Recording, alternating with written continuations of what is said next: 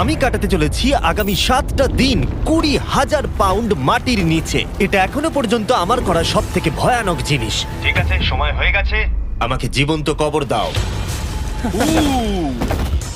ও, এটা তো ভয়ানক। এটা খুব ভয়ঙ্কর হতে চলেছে। এটা বেশিরভাগ মানুষের দুঃস্বপ্ন। ও মাই গড, এই মাটি ফেলা দেখে আমার ভয় লাগছে। সাবধানে থেকো। মাটি ফেলে দাও। ও মাই গড, আমার মনে হচ্ছে ওপরটা আমাকে ধরতে হবে। আরে কফিনের ওপরটা তো কাঁপছে।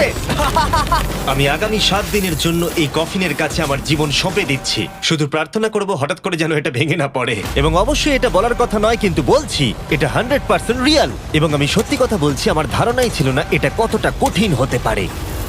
এবং এর সাথেই চ্যালেঞ্জটা অফিসিয়ালি শুরু হয়ে গেল। এবং এখানে আমি বন্দি থাকতে চলেছি আগামী 7টা দিন।